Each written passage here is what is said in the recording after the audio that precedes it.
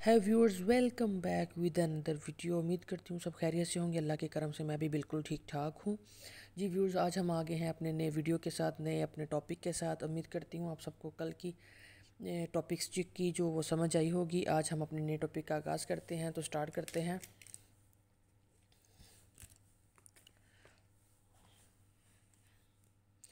जी viewers, हमने कल जो है वो किस चीज़ को स्टडी किया। हमने कल डिस्कस किया था अपने प्रपोजिशन, कंजक्शन और एडवर्ब के बारे में। आज हम डिस्कस करेंगे इंटरजेक्शन और आर्टिकल्स जो हैं हमारे, उनके बारे में। हम बता दें कि इंटरजेक्शन मीन्स, इंटरजेक्शन क्या चीज़ है।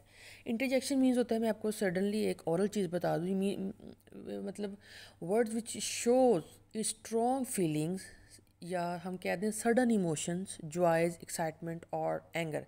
हम कह सकते हैं कि वो वर्ड्स, वो अल्फाज जो हमारी स्ट्रॉन्ग फीलिंग्स को शो करें। मीन्स के word which show strong feelings, sudden emotions, joys, excitement और एंगर। ओके, यानी फीलिंग्स को शो करें, feelings, sudden emotions and Joy means के खुशी को, और उसके बाद जी एक्साइटमेंट किसी चीज़ की, और एंगर यानी गुस्से का इजहार जिसको हम कहते हैं। ठीक है, ये फीलिंग्स हमारी जो है वो एहसास है, हमारा जो मतलब बताने का एक तरीका है। सडन, अचानक जो हमारे इमोशंस, हमारे जो जज्बात हैं, यानी वो खुशी के हों, वो पुरजोश हों, वो नाराज़गी के हों, वो हमारे इंटरजेक्शंस कहलाते हैं। जैसे मैं एक मिसाल देती हूँ कि एग्जांपल करते हैं हम, कि मैं कह दूँ hey how are you, hey how are you. अब यहाँ पे जो हे है और इसके साथ जो एक्सप्लेनेशंस का निशान है, ये हमारे ग्रीटिंग्स में आ जाते हैं। मींस कि हमने हाउ आर यू से पूछा, जैसे हम कह दें कि अस्सलाम वालेकुम, कैसे हैं आप, तो जो उसका हाल चाल जो है, ये है जो है इसमें इंटरजेक्शन है, और ये हमारे ग्रीटिंग्स में है। ये वाला जो सेंटेंस है हमारा, ये क्या है, ये ग्रीटिंग्स के तौर पे है, ग्रीटिंग्स हैं के तौर पे, यानी ये किसी चीज़ का इजहार है। ग्रीटिंग कहते हैं किसी चीज़ के इजहार को। ठीक है, तो हे हाउ आर यू यानी है कैसे हैं आप, तो ये हमने ग्रीटिंग्स पूछा, उनका हाल पूछा है, ये किसी चीज़ के इजहार के तौर पे इस्तेमाल होता है। ठीक है, उसके बाद हम इसकी एग्जांपल देते हैं।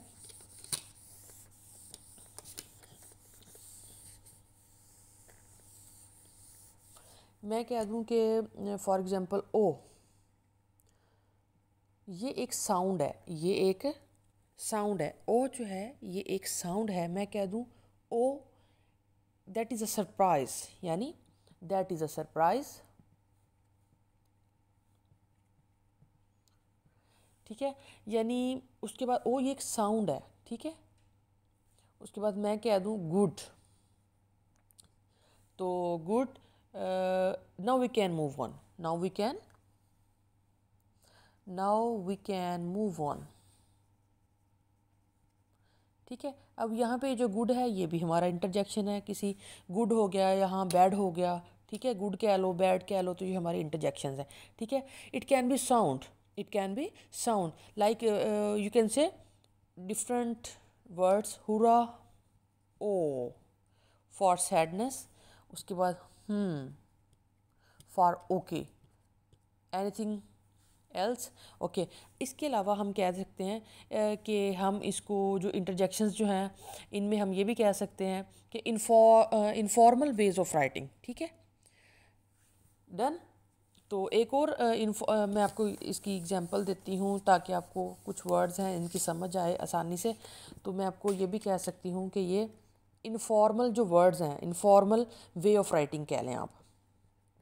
ये है जी हमारा informal way of writing, informal way of writing. ठीक है, तो ये हमारा हो गया। जैसे मैंने कह दूँ यस, ठीक है, इसके बाद नो, तो उसके बाद ये हमारे इनफॉर्मल है। हाँ जी, ठीक है जी, इंडीड। ठीक है, तो ये आपने याद रखना है, इनको हमने जो है इनको फॉलोड बाय कॉमास करना है, इनको हमने कॉमास के साथ हमने फॉलो करना है, ठीक है।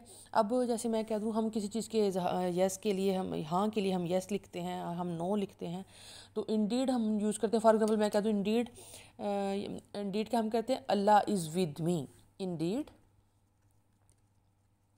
Indeed okay, semicolon, sorry semicolon नहीं, एक्सप्लेनेशन इसके साथ यूज़ होगा, अल्लाह इज़ विद मी,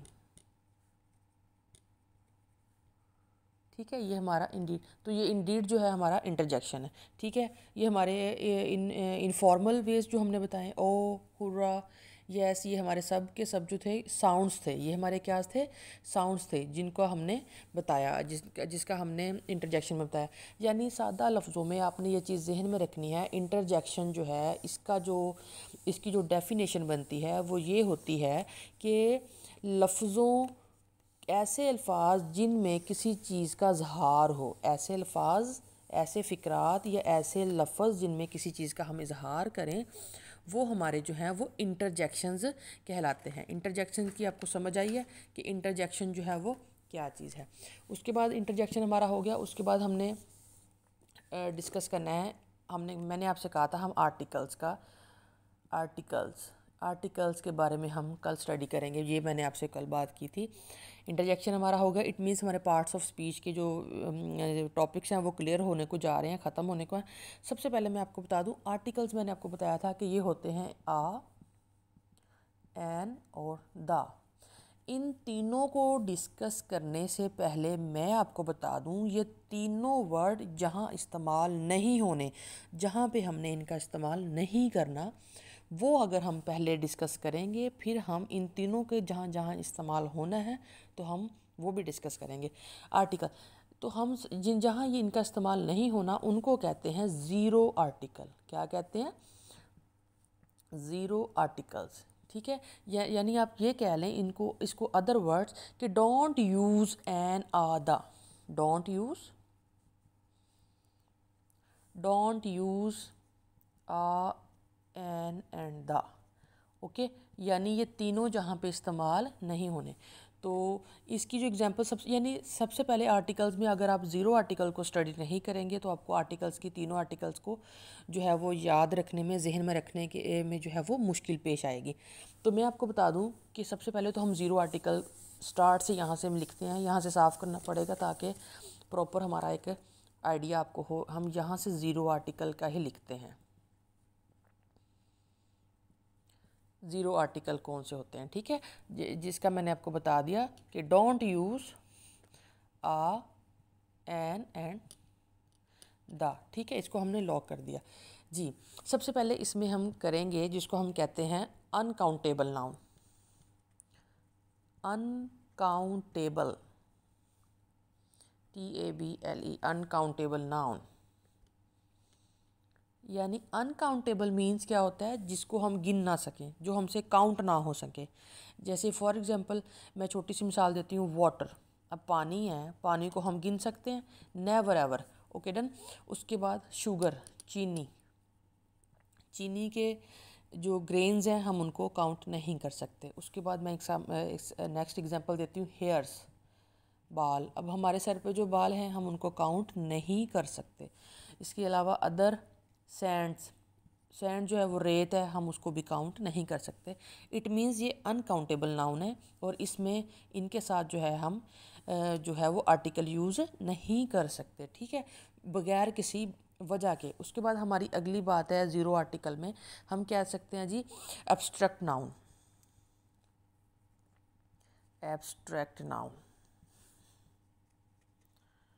अब ये एब्स्ट्रैक्ट नाउन क्या होता है, इसका मैं आपको बता दूं, वो अल्फाज जिसको हम टच नहीं कर सकते, यानी जिनके बारे में हम प्रॉपरली हम एक्सप्लेन ही ना कर सकें। जैसे फॉर एग्जांपल मैं कह दूं हैप्पीनेस, यानी हैप्पीनेस खुशी का एक लम्हा है, यानी हम बता ना सकें कि हमें कितनी की खुशी है। उसके बाद अगर एक खुशी है तो फिर हम साथ सैडनेस का जिक्र कर लेते हैं, सैडनेस। अब हम ये भी एक्सप्लेन नहीं कर सकते कि हमें कितनी उदासी है, ठीक है। उसके बाद ये हमें एब्स्ट्रैक्ट के बारे में पता चल गया कि एब्स्ट्रैक्ट नाउन जो होता है वो होता है यानी कि वो अल्फाज होते हैं, वो इसमें हम हमारी चीज़ें होती हैं, वो लफ्ज़ जिनमें हम प्रॉपरली एक्सप्लेन ना कर सकें। ये तो हमने बता दिया, हैप्पीनेस खुशी का एक टाइम है, सैडनेस दुख का एक टाइम है, गम का एक टाइम है, लेकिन हम इसमें हम बता नहीं सकते कि हम एक्सप्लेन नहीं कर सकते प्रॉपरली, हम जिसको एक्सप्लेन ना करें। तो एक ये हम अनकाउंटेबल था हमारा ज़ीरो आर्टिकल, और एक एब्स्ट्रैक्ट नाउन हो गया। अब हम साथ थर्ड इसका करेंगे, वो होगा यानी कि वहाँ पे वो चीज़ें अब नेक्स्ट हम डिस्कस करेंगे जिसमें हम बता सकें कि आ, एन और दा का इस्तेमाल हम नहीं कर सकते। तो तीसरी चीज़ हम इसमें ले आते हैं जिसमें हम कह दें people and places. People and places, अब मैं कह दूं सना, अब ये किसी का नाम है, अब इसके साथ मैं आ सना, दा सना, एन सना हम नहीं लगा सकते, ठीक है।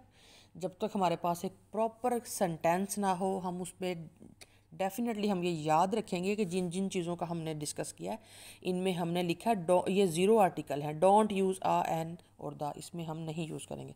उसके बाद आ जाता है जी अहमद, मैंने एक मिसाल दे दी, सना, अहमद, ये हो गए हमारे पीपल, ठीक है। अब हम प्लेसेस की बात कर लेते हैं, मैं कह दूँ लाहौर, तो हम ये नहीं लिख सकते दा लाहौर। हाँ, एक चीज़ आपने याद रखनी है, ये मैं आपको एक चीज़ क्लियर कर दूँ कि सिटी का एक नाम है, जैसे लाहौर है और मैं कह दूँ पाकिस्तान, हम इनके साथ दा पाकिस्तान हम नहीं लगा सकते, क्योंकि अगर हम लिखें ना कि the Islamic Republic of Pakistan, फिर हम उसके साथ दा लगा सकेंगे।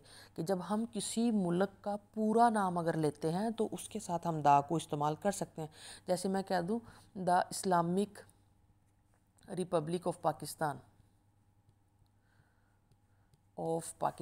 ठीक है, इसके साथ तो दा लग सकता है क्योंकि हमने पाकिस्तान का बता दिया। लेकिन अगर हम सिंपल पाकिस्तान कहेंगे तो उसके साथ दा कभी नहीं लगेगा और ना ही हमने लगाना है। इससे हमारा आर्टिकल जो है वो डिस्टर्ब होता है, और आर्टिकल की ये रिक्वायरमेंट्स हैं ज़ीरो आर्टिकल की कि जिनमें ये तीनों चीज़ें नहीं लगनी, ये कन्फर्म है। उसके बाद चौथी चीज़ आ जाती है लैंग्वेजेस, यानी ज़ुबानें। जैसे मैं कह दूँ इंग्लिश एक लैंग्वेज है, उर्दू एक लैंग्वेज है, इसके साथ हम दा इंग्लिश, दा उर्दू नहीं कहेंगे, ये हमारा ज़ीरो आर्टिकल है, ठीक है। ये चीज़ें आपने याद रखनी है, जहन में रखनी है। आपको आ, एन, दा का इस्तेमाल करना इतना आसान लगेगा जब चंद ये चीज़ें आपके जहन में बैठ जाएंगी कि ये तो हमने कभी नहीं इस्तेमाल करना। तो उसके बाद बाकी जो हमारे पास रिक्वायरमेंट्स होंगी उसमें हम उसकी गुंजाइश निकालेंगे कि हाँ इसमें ये तीनों चीज़ें ऐड हो सकती हैं। उसके बाद लैंग्वेजेस भी हो गया। उसके बाद हम करेंगे, हाँ जी, एक और चीज़ आप मैं कह दूं, एकेडमिक सब्जेक्ट्स जो हमारे होते हैं, जो एकेडमिक सब्जेक्ट्स होते हैं उसमें हम जो है वो आ, एन और दा का इस्तेमाल भी नहीं करेंगे। जैसे मैं कह दूं बायो, ठीक है, उसके बाद केमिस्ट्री, मैथ, इनके साथ भी हमने दा, आ, एन जो भी है ये तीनों आर्टिकल नहीं लगाने, ये भी आपने याद रखना है, ठीक है। ये हमारे हो गए 5 पॉइंट, 3 हमने पहले डिस्कस किए, 2 हमने अभी डिस्कस किया। 5 पॉइंट हमारे ज़ीरो आर्टिकल के, ये हमारे 5 पॉइंट थे। अभी जो है इसका 6 पॉइंट चलेगा जी। 6 पॉइंट हमारा हम कह सकते हैं days and month, days and months, ठीक है। मैं कह सकती हूँ ऐसे क्या, द संडे,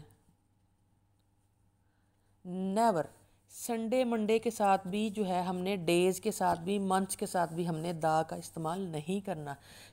ये डेज़ हैं और मंथ्स जनवरी फेब्रुअरी, ओके, इनके साथ भी हमने दा नहीं लगाना। अगर हम लगाएंगे तो हमारा ज़ीरो आर्टिकल किसी काम का नहीं रहेगा और वो ज़ीरो आर्टिकल कहलाएगा ही नहीं।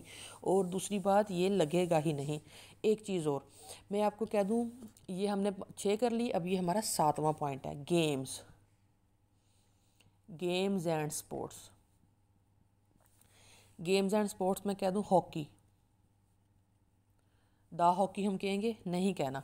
उसके बाद ये है जी लूडो, लूडो हम कह दें, दा लूडो नहीं कहना। इसी तरह गेम्स में भी हमने बहुत सी गेम्स हैं हमारी, उनमें भी हमने दा का इस्तेमाल नहीं करना। ये हमारे कितने पॉइंट हो गए हैं जी, 7, ठीक है, 7 पॉइंट। और ये हमारा 8वां पॉइंट है और ये लास्ट पॉइंट है, मूवमेंट। मूवमेंट और दूसरी बात आप कह लें ट्रांसपोर्ट। ठीक है, जैसे किसी हरकत को या ट्रांसपोर्ट को हमने इसके साथ भी दा नहीं लगाना। मैं कह दूँ बाय बस, कि हम कहीं जगह से आए हैं बाय बस, तो हम यहाँ पे कह सकते हैं द बाय बस। नेवर, नहीं लगाना। बाय बस, बाय कार, ठीक है। ऑन फुट, नहीं, दा नहीं लगाना इनके साथ, ठीक है।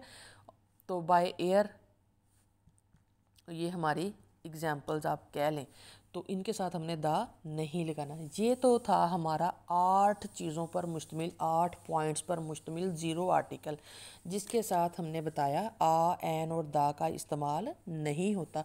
मेरी बात सुने, अगर आप ज़ीरो आर्टिकल्स के इन 8 टॉपिक्स को जहन में बिठा लेते हैं कि 8 चीज़ें जिनके साथ हमने दा, आ, एन नहीं लगाना, तो ये मैं आपको यहाँ पे सिर्फ़ और सिर्फ आपकी नॉलेज के लिए सिर्फ़ और सिर्फ यहाँ पे नाम बता दूँ, अनकाउंटेबल नाउन, ठीक है। उसके बाद हमने किया एब्स्ट्रैक्ट, ठीक है, एब्स्ट्रैक्ट नाउन। उसके बाद मैंने आपको ये ज़ीरो आर्टिकल की चीज़ें मेरे जहन में ये ज़बानी जो हैं वो हैं, तो आपके जहन में भी ये ज़बानी पता होनी चाहिए कि यानी 1 2 3 पीपल के बाद था जी लैंग्वेजेस के बारे में, ठीक है। उसके बाद था हमारा एकेडमिक सब्जेक्ट्स का टॉपिक। उसके बाद मैंने आपको बताया था डेज़ एंड मंथ का। अगर आप अपने इन चीज़ों को, डेली के लेक्चर को, डेली की बात को अगर आप किसी अलग से नोट पे लिखेंगे, तो आपके, एक तो ये बात है, आपको आपके नोट्स बन जाएंगे।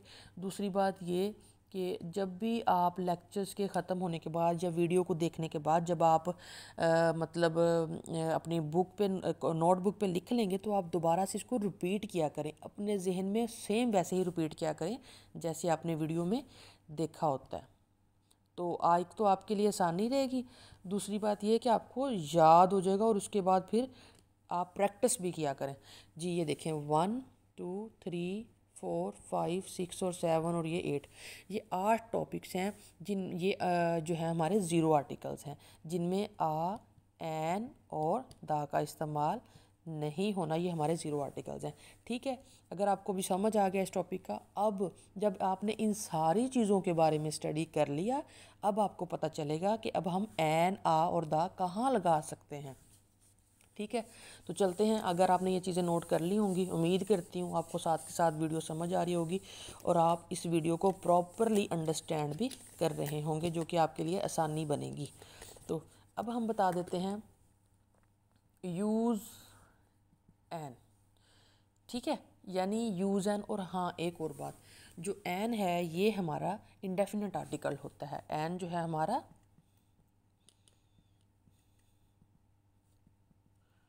इंडेफिनिट आर्टिकल होता है। अब मैं आपको बता दूं कि एन जो है ये कहाँ लगना है। अल्लाह अकबर। एन जो है इंडेफिनिट आर्टिकल होता है। सबसे पहले मैं आपको बता दूं इंडेफिनिट आर्टिकल्स कौन से होते हैं। सबसे पहले तो आपको पता होना चाहिए साउंड ऑफ वॉवल्स के बारे में। ए, ई, आई, ओ, यू, ये हमारे द साउंड ऑफ वॉवल्स हैं।